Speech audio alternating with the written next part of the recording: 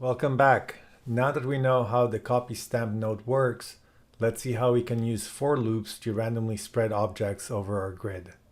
Let's start by deleting the transform and copy stamp nodes. We'll drop a for each point loop and connect it to the attribute wrangle. We'll create a copy to points node and we'll put it between the two for loop nodes, making sure to connect the for each begin to the rightmost input. Now we'll connect the switch node to the leftmost input of the copy to points node. We'll also create an out null to help us visualize the final end result.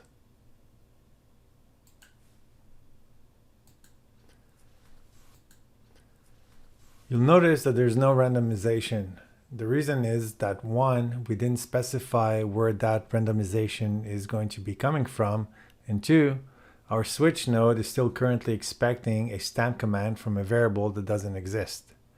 So let's take a look at the switch node. I'm pressing Alt-E to show the expression editor. Instead of the stamp command, we'll use the point command. This command returns the value of a point attribute. In this case, we wanted to return the value of each one of the points of the grid and assign it a random value so that each of the objects will be selected based on that value. Let me illustrate. We currently have 4 objects connected to our switch node. Each is represented by its select input number. So if we're counting from the first number using index 0 numbering, this means that the tube is 0, the torus is 1, the box is 2, and the sphere is 3. What we want to do is randomly assign those numbers to each point on the grid so that the random generator gods will give us something like this. So as you can see, there's a bunch of random numbers and they will be assigned to each point on that grid based on the random function. So now that we're back in Houdini, we are going to create our random number generator.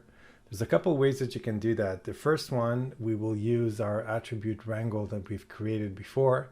So I'm going to select it and jump inside, and I'm going to create an integer parameter that I'm going to name object num. So I'm going to start with I at obj num, and we're going to make it a random generator. So I'm going to use int rand, and it's going to select every point number.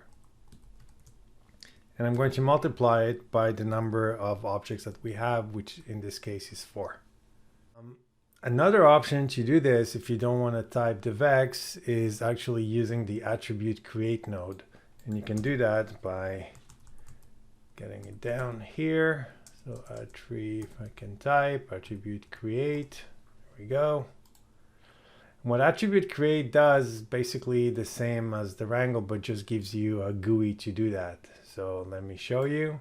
Once you select it, you can give it a name. So we're going to give it the same name as we did before. So objnum. You can select here the type of object you want it to be. So in this case, we want to make it an integer. The size, we'll leave it at 1 because we're going to be using only one of the parameters. And in the value, you're going to enter the same command as we did before. So int rand at ptnum times 4.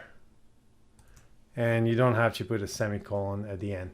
So technically, this is the same as that. So when you assign it to the switch node, what you want to do is actually call it from within the loop. So in the switch, we don't want to use a stamp, so let me get rid of that.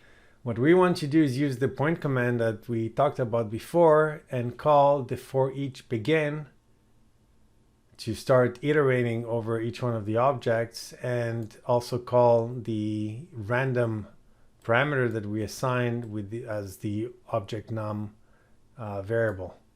So let's do that. Type point at, and this time we want to call our for each begin 1, comma 0, comma the name of the variable. In this case, it's object num, and we index it to itself. And there you go. So it's actually now iterating randomly over the number of objects that we have. And just like we did in that little graphic that I showed you, it's actually randomly picking a point for each one of the points on the grid and assigning it between 0 and 3. Now, the interesting thing is if you go out to the out null, you're going to see that we have a lot, thousands of points at the moment. And that means that each one of the points of all the objects is actually being set in here. One of the advantages of using copy to point as opposed to copy stamp is if you select it, you have an option here called pack an instance. So if you click that, what you're going to see now when you select the null is that it goes down only to the actual number of points that we had on the grid. In this case, 99 for at like 0 to 99, which is a total of 100. As opposed to not having it packed, so every object is its own object as opposed to an instance. And this is where, again, you jump to the thousands of individual points that make up all the elements that you have in here.